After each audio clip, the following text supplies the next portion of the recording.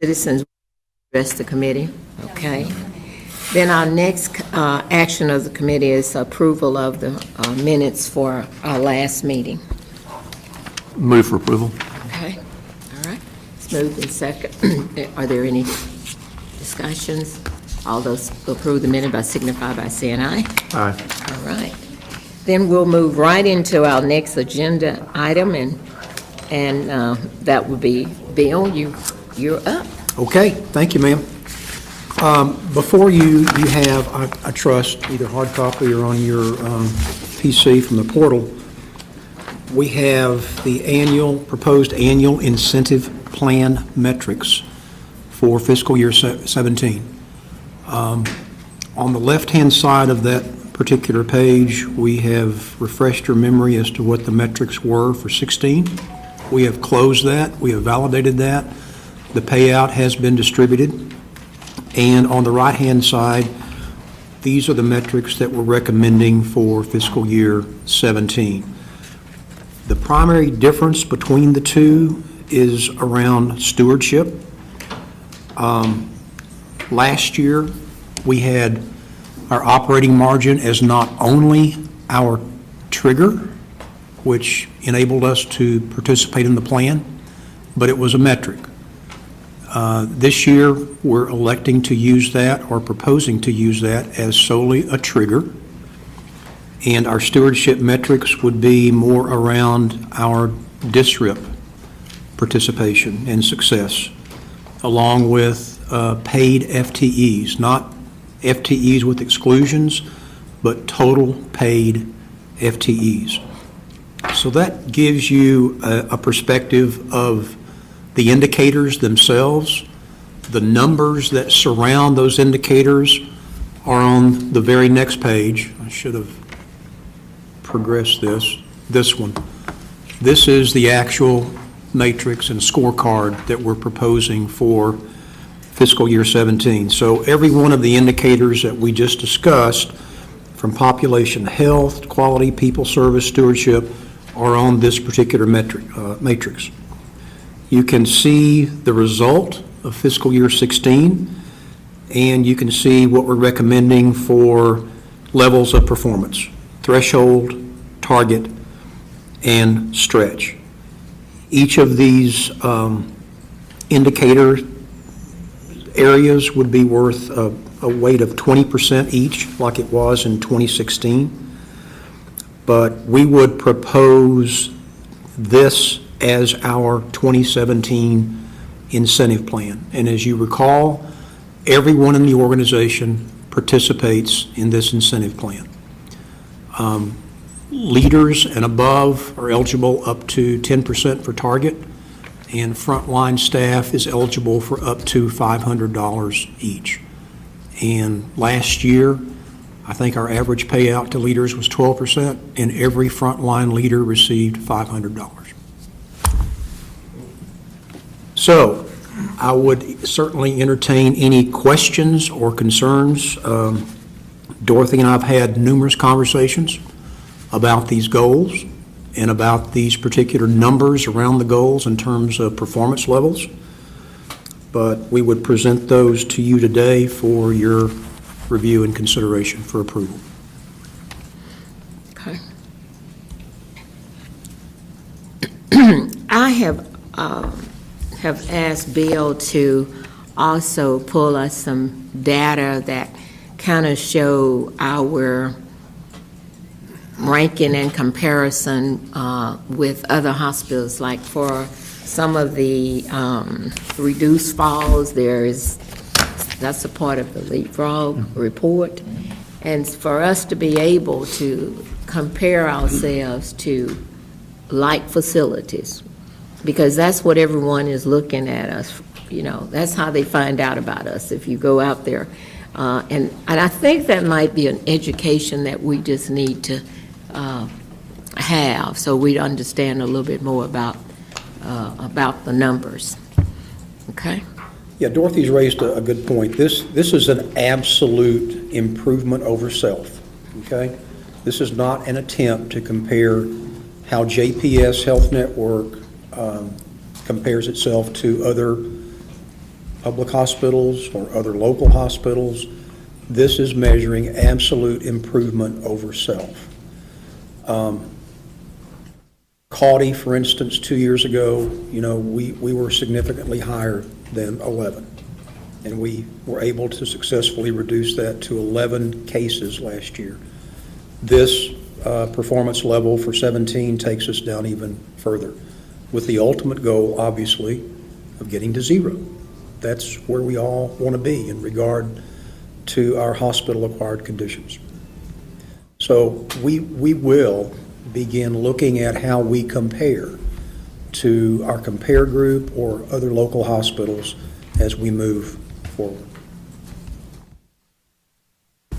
And Dorothy and I were talking about this. I think there's a balance, and that balance is going to be, where was JPS, and how has JPS improved or not improved? And how do we compare against ourselves? And how do we compare when you all as board members of the community read what our score is in a leapfrog report? How do you all understand where that is in comparison to our colleagues in the industry, both locally and even some national benchmarks? So I think there's a comparison between the two that should be able to describe to you as board members exactly where we are. Dorothy and I also talk that maybe we'll have Mona Gaw or some others come in and really describe to you all as board members what leapfrog is and what they calculate and why they calculate it, because some of those calculations can be hugely helpful and some may not be as useful as others. So there's different levels by which that I think your understanding of all of them will be helpful as we progress as an organization. So I think that might be in order to have a bit of a deeper dive into leapfrog, since it's going to be a publicly displayed situation that you know what is calculated in there. So, Sorry. I think we may have to clean up some language on the ambulatory care to increase the number of clinics that achieve 8 days, 2/3 next available. Where are you looking, DT? He's on population health. It may not make sense. Is it? oh, increase the number of clinics that achieve A days to third next available new patient appointment for primary care. Delete A. Yeah. Achieve days. Yeah. Believe. Days to next third available. Okay, Thank you. Appreciate the editing. okay. Did anyone else have any?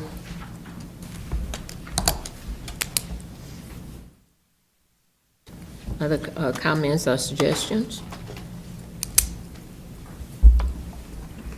Madam Chair, I guess your comments are, and I'll just make the statement, I can't speak for other board members who's not here, but I think, Robert, there is an education needed a little bit amongst not only maybe the board and real this, but as Dorothy's indicated, leapfrog may be seen externally.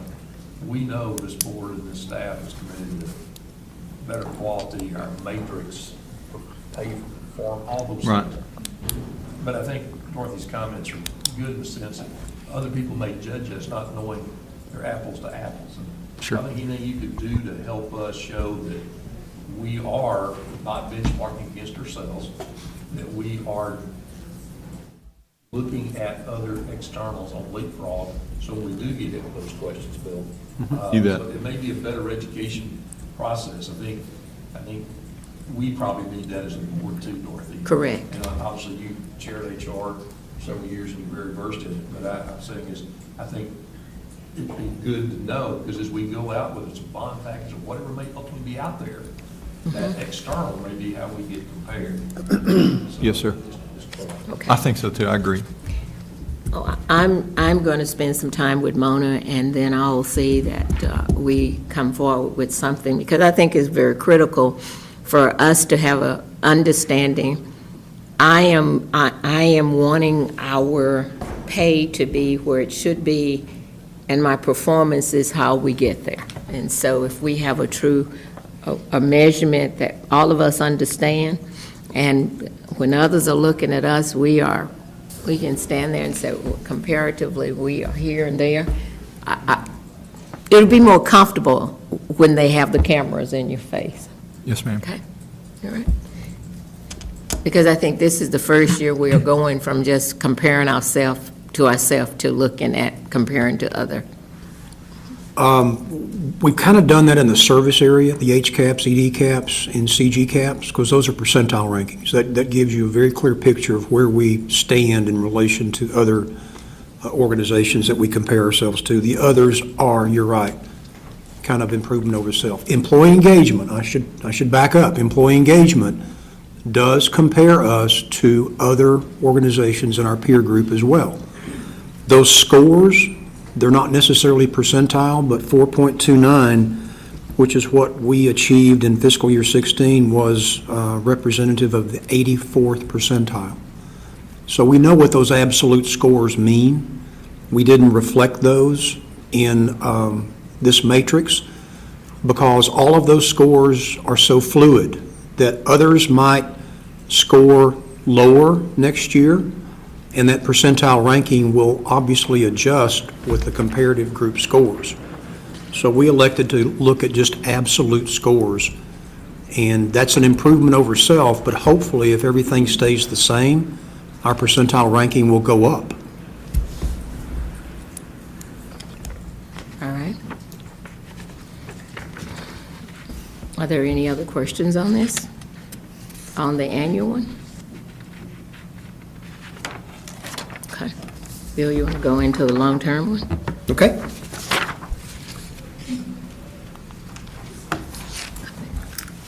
This is a program for senior leaders that was introduced and approved by the board last year. And Steve Sullivan with Pearl Meyer is here today as well. And Steve basically helped construct this program for this organization in keeping with what he and his company have done for others. This is basically a 3-year program. We attempted to set long-range goals, 3-year goals, last year, obviously latter part of 15, around HACs, hospital-acquired condition, reducing preventable harm. We also established a metric around ambulatory care sensitive condition admission rate, which measures certain ambulatory conditions that are admitted to our hospital that could have been cared for in another setting, like the clinics. Why wait until a person is so acute they have to be admitted? So this is a measure, if you will, of access. It's a measure of how well our clinics are treating our populations, how well they're managing the chronic conditions that they have. And it's hoped that the less the rate, the more our population is being managed in an alternative setting in the clinics. So immediately behind that is a scorecard for 16, which is just a reiteration of what you've seen before. This was the first year of a 3-year incentive plan. This is how we performed as an organization last year. In regard to reducing preventable harm, our stretch target was 1.91, which is a composite score, and we achieved 1.64, which was better than stretch. So we hit that stretch performance metric last year. In regard to minimizing or reducing the number of ambulatory sensitive conditions that were admitted, we fell short of our threshold of 8%. We came in at 8.5%. So in regard to the long-term incentive plan, it's kind of a combination of target. Each one of these is weighted at 50% each. We exceeded the stretch in preventable harm. We didn't hit the threshold in ambulatory care, which is 0, and net, the average is around target for that particular payout.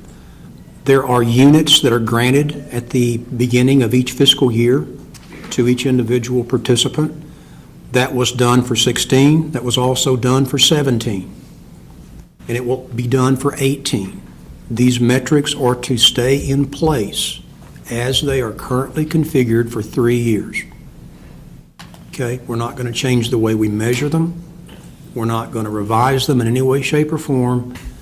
They are what they were approved to be the latter part of fiscal year 15. So this is just a refresher as to how we performed in 16. And those units have been evaluated and the payout accrued. There is no payout for this particular plan, but every 3 years. And we could score miserably on this year, but the first year stands alone. So whatever the payout was in the first year is now averaged with the second year and the third year based on performance. So we could fail this year, we could fail next year, and then you have zeros that you average in with the first year of performance. So we're not maximizing the incentive at all by doing that. That's not our intention, but you just need to understand that's how it's averaged out. Our intention is to hit target on these metrics going forward. So when you look at the scorecard for 17, you're not going to see any change whatsoever in the metrics. Remember, it's a 3-year plan. The metrics are unchanged. The only thing that can change is the numbers, the performance numbers around the metric. Since we exceeded the stretch target for hospital-acquired conditions, reducing preventable harm, it stands to reason that we would reduce or improve upon those performance metrics in 17. So we have strengthened them, decreased them, increased them, depending on one's perspective, but we have to do a lot more this year than we did last year. As you can see, the stretch target for reducing preventable harm is a .64 composite score. In discussions with Dorothy and in trying to compare ourselves to others, that .64 would do just that. That's where other organizations are in regard to preventable harm composites. So we've got a ways to go. If we hit threshold, we're not there. Target, we're not there. Even if we hit .64, we're not there because remember, we're on a journey to zero.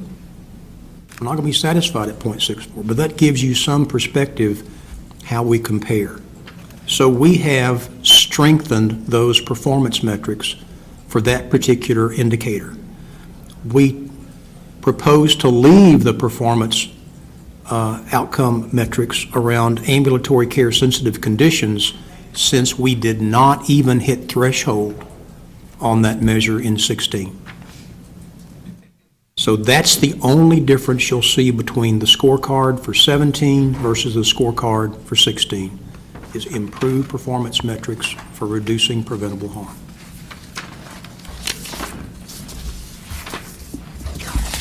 Okay, any questions of Bill, for Bill? Bill, if you would, just for my sake, walk me back on the population health on 16, the 8.50% down at the bottom. I'm reading that right? Yes, sir. That was our performance level. That was our result. Our 15 was 8. Our goal was 8. Our goal was 8. Correct. For threshold. For threshold. And like you 16. say, we're on a mission to zero. I mean, we're Trying to get that as low as possible. No question. Probably will never be possible to get that because of individual differences. But we certainly want to get to at least 8% of the patients that are in our beds are due to ambulatory care sensitive conditions, no more than that. okay. All right. Does that Yes. answer your question? Okay.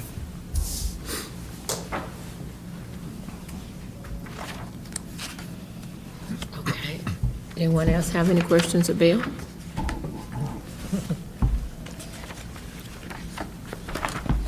Okay, having said that, I want to talk about what we are proposing beginning October 1st of 17. as I've said, these metrics were locked in the latter part of 15 for fiscal years 16, 17, and 18. According to the plan structure, the only thing that you can adjust during that 3-year period of time is the performance numbers, levels of performance. We would like to suggest that beginning in fiscal year 18, October of 18, that we change the long-term incentive metrics to the right-hand side of that particular page.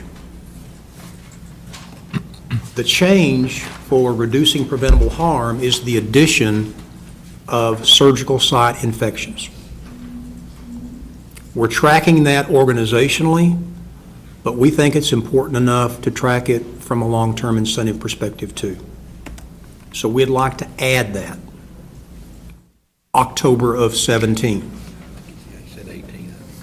Fiscal year 18. 18. October of 17. So not asking you to necessarily approve that today. I'm just talking about what our thoughts are going forward. So instead of having just 2 metrics for the long-term incentive plan, if we were to change the current reduction of preventable harm and add surgical site infection, we would add another metric to the long-term plan in October of 17. So you're tracking the current metric that's approved, and you'll be tracking the proposed metric with the addition of SSI. Okay? We would also like to consider changing the ambulatory care sensitive condition admission rate to an ambulatory care sensitive condition percent of ED admissions. If you think about this, most, if not, well, I should say most of our admissions come through the ED. Very few direct admissions, very few. We're measuring kind of a downstream effect when we're measuring admission rates. We don't want to necessarily measure how many people end up in the bed. We want to measure how many people come to the ED. We think that's a better indicator of how our clinics are functioning. If they never get to the ED with chronic conditions or ambulatory care conditions, the inference is they're doing a pretty good job in the clinics of getting our patients in, access, and they're managing their conditions. This is a DSRIP project that we have put a lot of infrastructure and strategy around. And we're not there at all. But we think this is a better measure of clinic functionality if we could impose this in October of 17. So if these 2 metrics are added, we'll have 4 metrics that we're following in October of 17. The current 2 and these 2, one that's been revised by the addition of SSI and the other a change in focus to percent of ED admissions. If we make no further changes, the current metrics would go away at the end of fiscal year 18 because it's a 3-year measure. And then for the fiscal year 19, we would be measuring these metrics that you see in green if you approve it. So there's 1 year that would be measuring 4 metrics. And with no other changes in fiscal year 19, we begin measuring 2 metrics again over a 3-year period of time. Does that make sense? Because this is a very structured program with units that have been granted by the HR committee and the board, and I'm certainly glad that Steve Sullivan has got my back and can answer any questions that anybody might have, and hopefully I have not confused you terribly. Okay. The plans that will measure calendar year fiscal year 2018? It would be those four. If this committee and the board approved the revisions, it would be those four metrics They're up there now. for fiscal year 18. If not, then we're back to the left-hand side of that page for fiscal year 18. And what gets 19? 19 would be the right side of that page. That would stay in place for 3 years. And that's all. But we can add, Well, Steve's counsel, Steve, are you? Steve, come on up. Coming up? I thought you were. I think he is, I think he has our. Got up there real quick to go back I and think- sit down. Dorothy, I False think hope. Steve's got our back. He's not going to Bill's way. Steve's counsel is that we not really Steve, that mic is going to make any revisions to the plan, because this is intended to be a long-term plan, and you can't make routine revisions to a long-term plan, it'd be effective. Chuck, to your point, this came into place in 2015. It stayed in place from 2015 to 2018. These are now changes for 2018 and the 3 years after that. So to Bill's point and Steve's point, you really run into challenges when you begin to change the plan in the middle of its 3 years. So you basically put a plan together for 3 years, you keep it, next 3 years, you keep it, and you keep going on in that manner. I guess my question is that in the beginning of 2019, everything on the left, we aren't going to measure anymore. Is that correct? Or we're just going to, and we just measure the stuff that's on the. That was my understanding. Steve may have some different thought on that. If you refer to the single page that was just distributed with the blue. It shows you. So what Bill was saying is back on October 1st of 2015, this program started, and it was the metrics on the left of the chart on the screen. And then again, October 1st of 2016, we did another grant, correct? Correct. And that was based on the metrics on the left. And so as you see from this chart, each of these grants runs 3 years, but they're ongoing annual grants, and so they overlap. And so what this shows you is that for a couple years, he's right, you'll be measuring everything that you had plus what you're changing all together. It's one of the reasons we try not to modify these metrics any more than we have to. Now, it does happen. I've got this going on at several other places because, you know, your business model changes, the management, you know, strategy changes. And so, thank you. And so if you look at this chart again that was just distributed, you can see that the preventable harm without the SSI goes from left to right on the first row, and it goes from left to right on the second row. Those were the first two grants of this program. Now here we are in 2017, and so on 10-1-17, which is the third row down, we're going to grant these, and if this group approves the change from left to right, to modifying those, then it'll look like what it says here.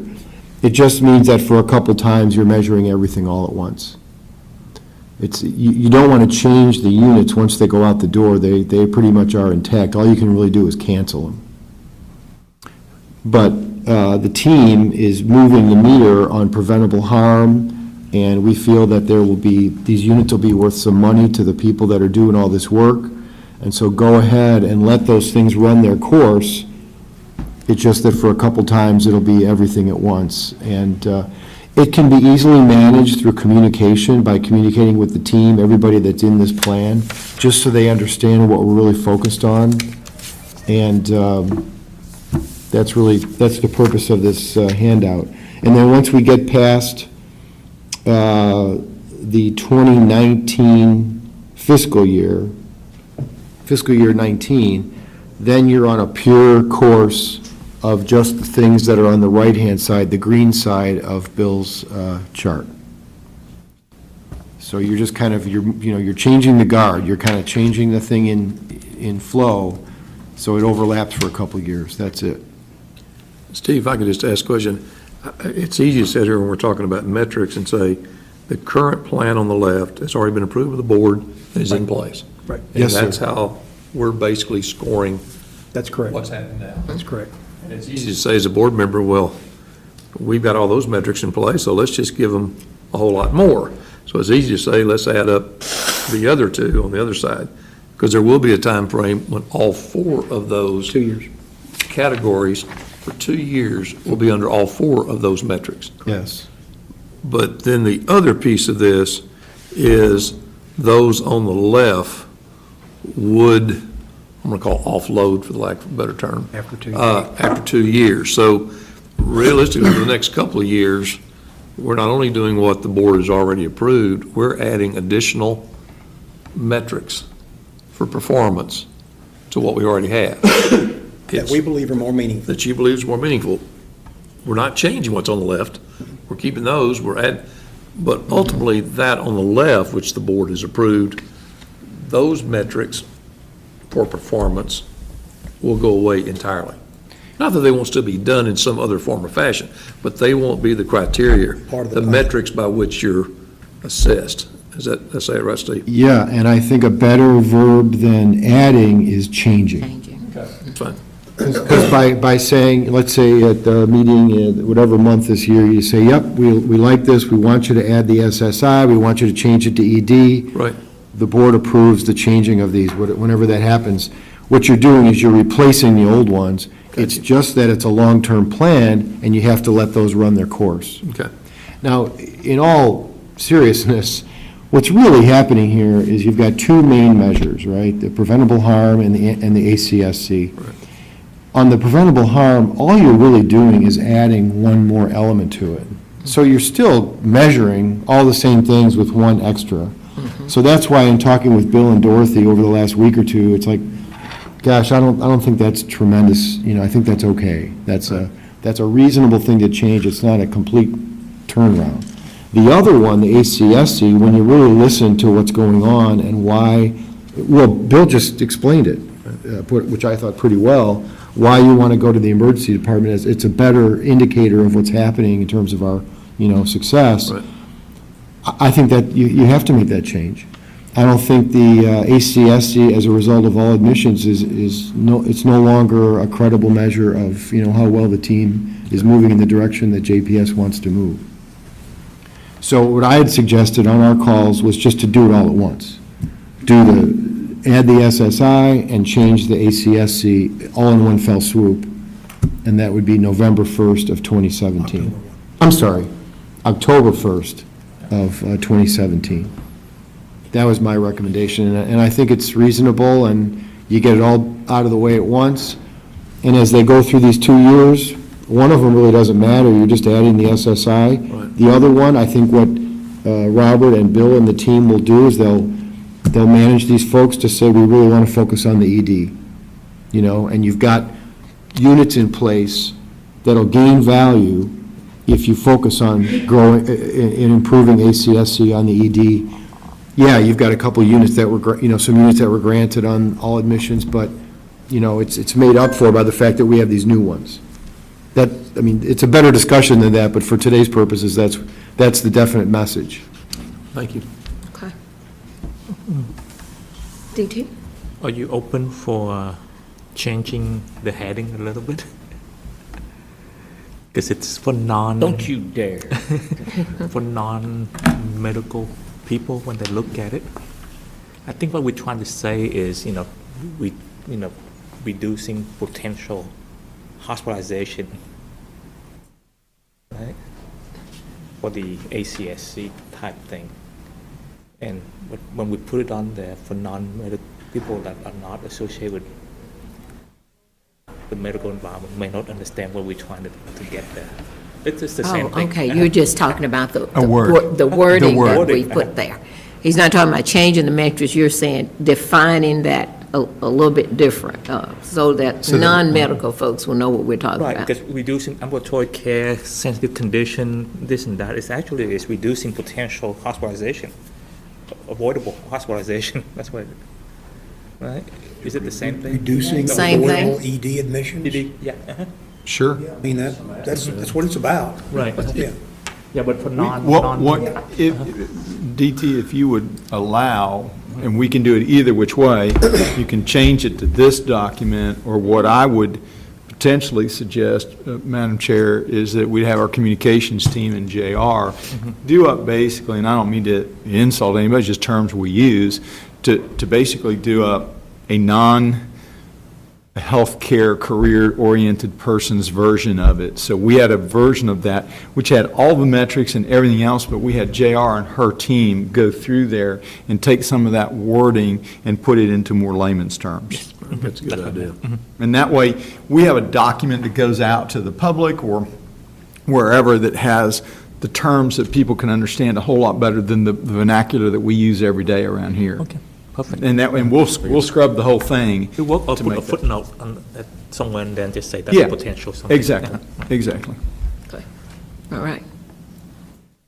And I'll just throw in there that it's a move towards population health, really. I mean, that's how I would classify it. And so, you know, with any public institution, whoever would like to talk about that or, you know, debate it or whatever, I mean, you can't not say that it's not moving in the right direction. Right, because what I'm just saying is that, let's say if the commissioner court look at it and said, oh, they're trying to reduce avoidable hospital Avoidable ED admission admission. into the ED. But if they look at that, say, what is that? Right. And then we depend on staffing to explain what they are. That's a good point. Yeah, that's You all I'm bet. saying. All right. We're not recommending today that that you adopt this for October of 17. We'll Right, bring this 18. back again to the HR committee as we near that date. Yes. So today, you're just asking us to, for the HR to approve the annual incentive and our Performance metrics. performance metrics, uh-huh, Yes, ma'am. okay. All right. Is that, DT, you look like you have another question, is that okay? And this is the one, that one. I do have a question, but it's not exactly, it's something that you said, Bill, that I may be saying this improperly. When you look at 2017-18, and we're going to be looking at reduce the ambulatory care sensitive admissions. You said that this, when you take the numerator and the denominator, you could extrapolate back to how well you're doing in the clinics. Have I said that correctly?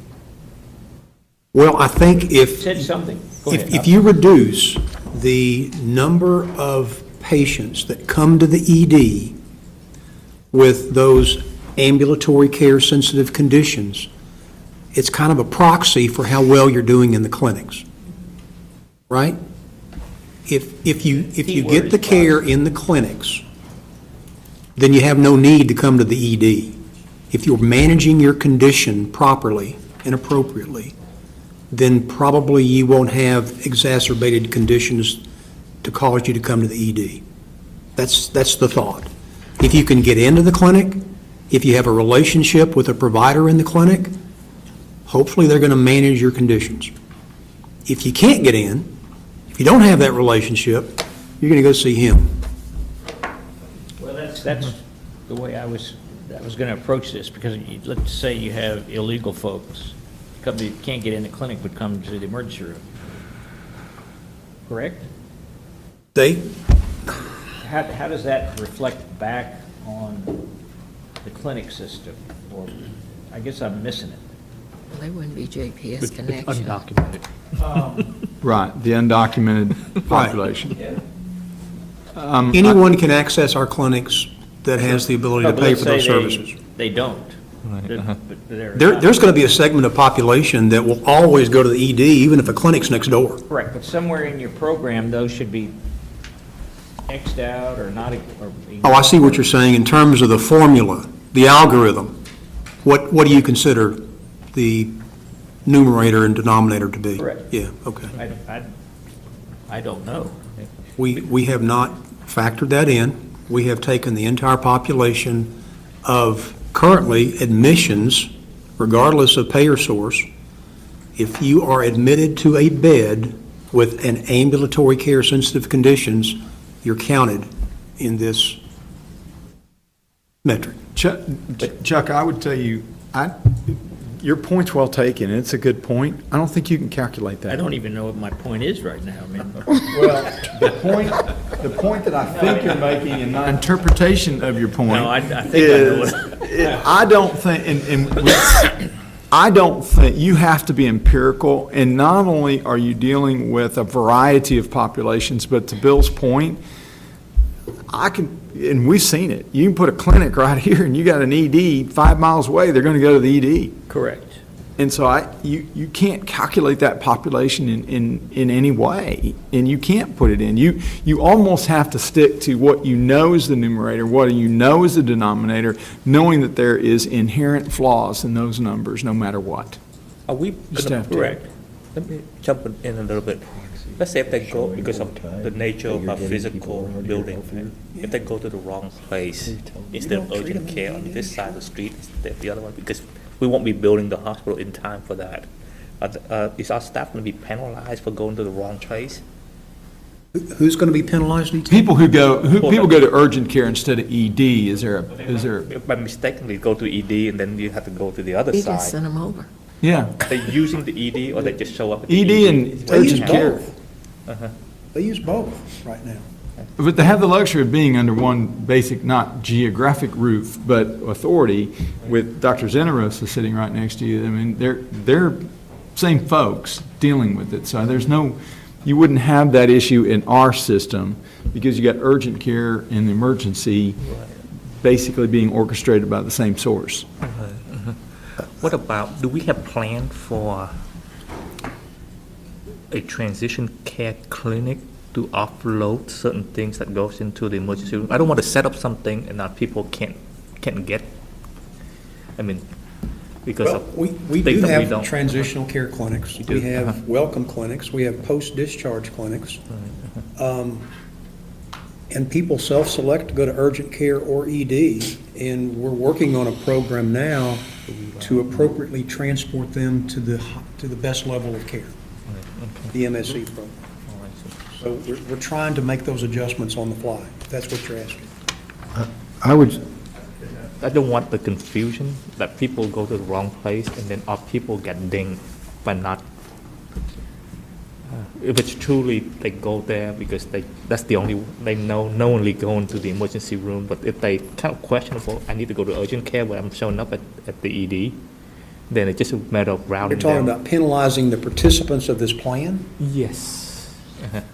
Yeah, they would be penalized for it. Well, they would, but that's incumbent upon us to create a strategy. See, that's what I'd like to say, is that this, you have to remember, this is a long-term measure, many years. And so what you'd say is that this measure is a proxy for how well JPS can gradually improve the medical conditions of the people that are in this geography. So that in 5 years, 6 years, 7 years, maybe none of us will be sitting here, we have less of these people showing up because less of them need to. Do you follow? It's a proxy for improving their condition and their lives over many years. What I'm trying to prevent is this, right? It's 4:45 and our primary care physician said, I'm about to go at 5, so you go to the emergency room. That's where we want our people. See, we've got to address That's penalizing that. our That's people. why we That's have the right expanded way. hours at the clinics. But the other one, But I would believe that as you look at that, DT, and you identify some major issue, then we would start addressing that, so that would be if Dr. Nguyen is shutting down at 4 o'clock and all of his patients are coming, we would be able to identify, and then we would have to come up with a strategy to address that. Dr. Nguyen needs to be reallocated to some other organization. Right, I mean, but you'd come up with a plan. Have you all ever done any kind of a analysis of how your reimbursement changes or will change for the lives that go into the different, slots based on this measure, so that if you can really affect a change in this over time, it's better financially for the organization, correct? Yes. Yeah.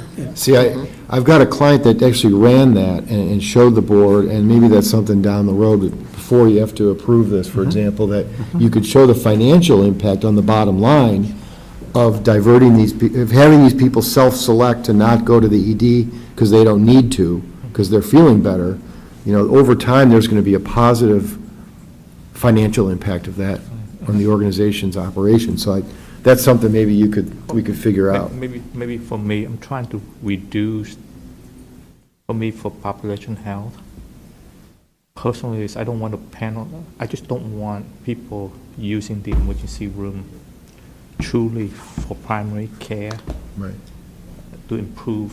At the end of the day, is that if we manage their condition, right? But the ones that are not managed and they just show up, I'm not sure. We have to give ourselves a certain percentage that's the way of life. That's the way that Yeah. the U.S. Right. system is working. I don't want to penalize our own team for that stuff. I want them to reach out for the truly is medical center, for the patient-centered medical home, reaching out if they're not taking their medication, make sure they're taking their medication and all that stuff, right? That's where, for me, but the other stuff is like you have a retail storefront and they're gonna walk in, penalize Well, our people. is there are hard. other strategies that we could employ in the community areas where the patients live to avoid having that phenomenon. And again, it's about how you set the performance metrics. If you try to set them as close to zero, you're just shooting yourself in the foot. That's penalizing people, Right. because you know you're going to have a segment that are always going to come down here. Because our So it's population the art of it, it's very not the hard to- science. For me, our population is very hard to control. I just want to make sure that, for the one that lack coordination of care, like they see specialists, and then they end up in the emergency room, but they don't have a primary care physician. Yeah, it's and we incumbent upon reaching us to out. identify them and work with them. That's where I want to. That's Absolutely. where we need to be penalized. But the other stuff is, you can't control, right? You No. can control if they show up to We specialists just and know all we that can stuff do a with no better job coordination than of we care. are That's today. where we can control. But I don't think on that matrix, we were trying to make it a zero anyway. We're always going to have folks that's going to come to the Yeah, we're not ER. gonna But there is propose a zero. But there is some that we can work at helping to reduce the number that are coming. Yes, ma'am. And especially if we're working with JPS Connection that's assigned a primary care doctor. Right. Are they seeing them? Right. Right. That's a process that I know that will work and will make a difference in that. Okay? Well, I do have another question. Oh. You're planning to use these as part of the key performance indicators for the physicians, correct? Use these particular measures we're talking about, ACSC? Ultimately, yes, sir.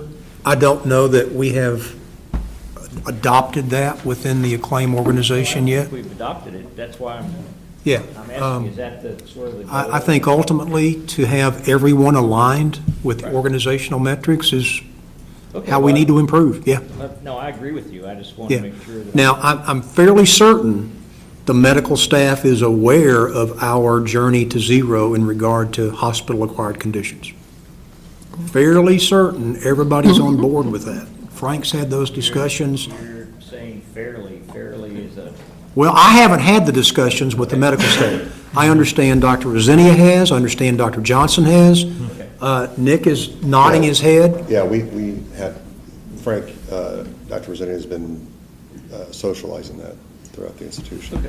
I mean, our group's aware of it, and So we have placed these metrics around HACs, hospital-acquired conditions, in those professional service agreements. I got you. It's hard. So it won't be a You only surprise to have the exactly executive a year. committee at all. Shouldn't be. And it won't be a surprise to their board of directors. Shouldn't be. Okay. Okay, in regard to ambulatory care sensitive condition reduction for admissions, I'm not so sure about that. And that's really around the primary care clinics, right? That's really where they're managing these chronic conditions. So I'll have to inquire how we're going to integrate them into that particular strategy. Unless the patient comes and sees Nick in the emergency room, and you're able to take care of it, and Well, it'll be Send counted them home. against us if they do. Yeah, if they're It does considered, get measured. if they're an ER patient, then it count against. Do you have the enough, I guess, process in place? For instance, right, if they're going to show up and they don't have a primary care physician, they will continue to go to the ED unless we can modify some kind of contract for you to be able to be the physician on record, to put a change mid-level the label. person to call them on them, otherwise they will show up. The hand up may not be there. I'm just trying, it's hard, trying to see if we can penalize our people for something very hard here. It is very hard, but it's worthwhile. Okay, all right. Chuck, you have any other questions? Okay. I'm cool. Are there any other questions? Okay. Then, Chuck, was you making that as a motion to approve the, I make a motion to approve the annual incentive plan proposal for fiscal year 2017. And I believe, Madam Chair, there was a minor amendment to that language in population. yeah, take the A off. Typographical error. Yeah, okay. Okay, all right. And I'll amend it to, You amended to that too? Yeah, to Okay. include that amendment. All Okay. right. That's something that would be a process. Can I get a second? Okay, all right. Is there any other discussion? For this All right, October, all those approved signify by saying aye, maybe when they do the L2. by nay. Those, Same time. okay, motion carries, So okay? if I could, to my fellow board member, DT, I appreciate your comments about being sensitive to making sure we get the performance in the right place to make sure we properly look after our employees also. It's a two-edged thing there. Obviously, the mission is to take care of the patient, but make sure we don't we put something in place that would penalize our own staff. So, appreciate your Something comments. impossible to do. Yeah, it's something it's impossible to do. Appreciate your comments. now will this go to the full board? Yes. on the Yes, it night? will. Yes, it will. Yes, it will. I'd ask one thing if you could. Could you include with your presentation maybe 4 or 5 of the admissions, acute care sensitive? Oh, what those conditions are? Yeah. Asthma, diabetes, yeah, things like that? Sure I can, yeah. Yeah, Sure. All right, okay, absolutely. Okay. okay. All right, Bill, Okay, thank you. thank you. Okay, all right, all right. Your time. Thanks, Steve. Steve, you'll be Steve's back here in for closed close. session. I'm probably He's not here for done. close. No, he's not done. Next is a workforce and succession plan update. Bill, and you, okay.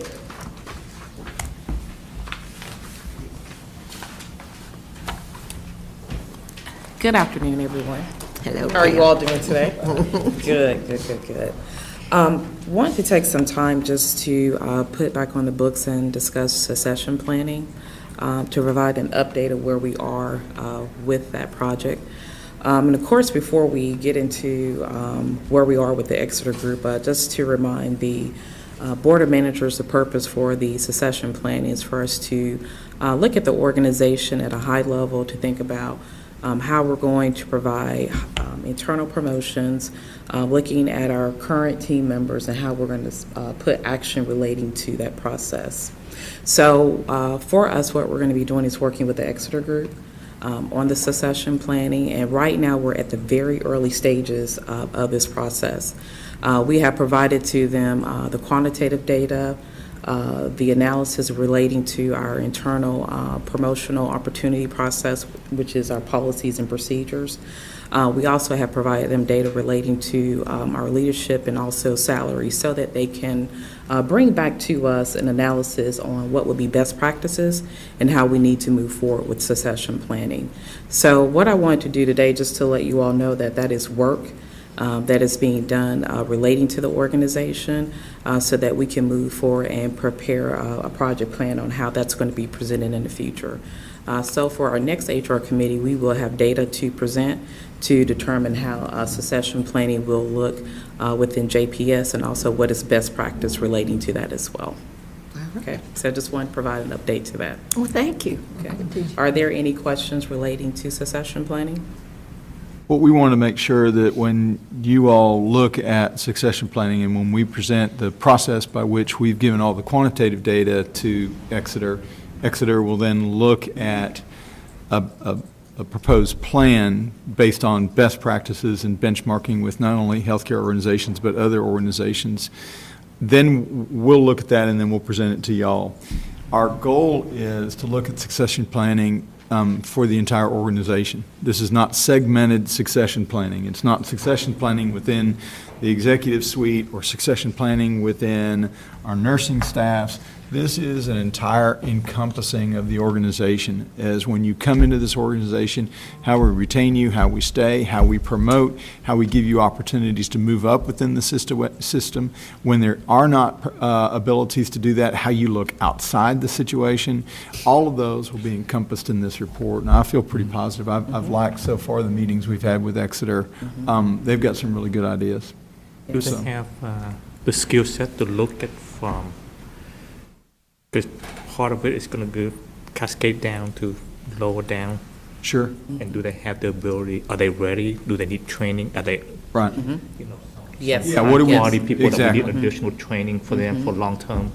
I agree. Definitely. And once they provide the reporting to us, that will be the data that they will give to us on what are the next steps that we need to get these individuals to the next level. So, what type of programs do we currently have in place, and what programs do we need to put in place to get these individuals to that next level of leadership? So, say, for example, right now we have Lab 1, we're pushing out Lab 2 to the organization, and looking at other organizations, what have they done as well to be able to have a best practice succession planning in place for their leaders. So that will be some of the data that they will have for us in a recommendation as well.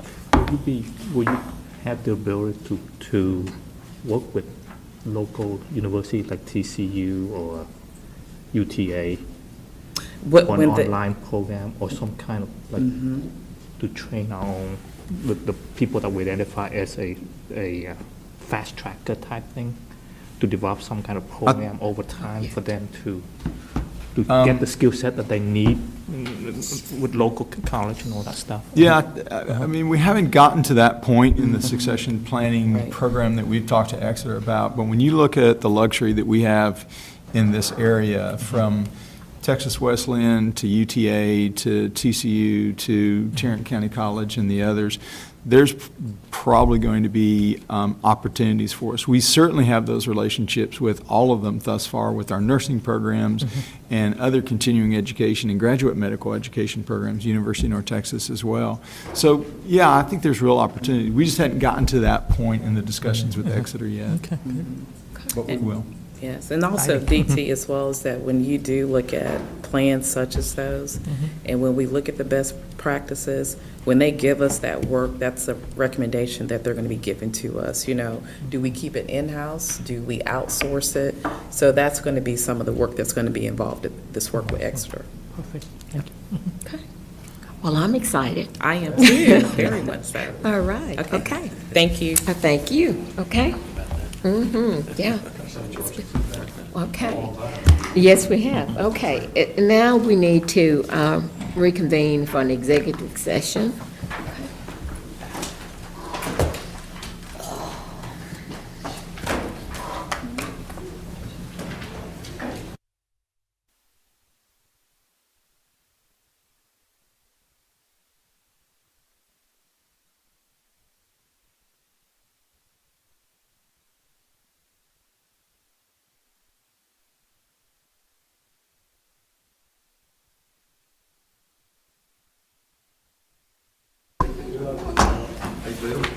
It is.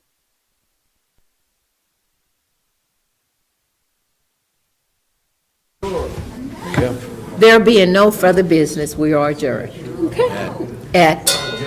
I suppose it said we come back from closed session. Yeah, that's okay. Okay. We're back in open session at 2:30. We have no further business. We're adjourned. Good job, Madam Chair. I'm getting it.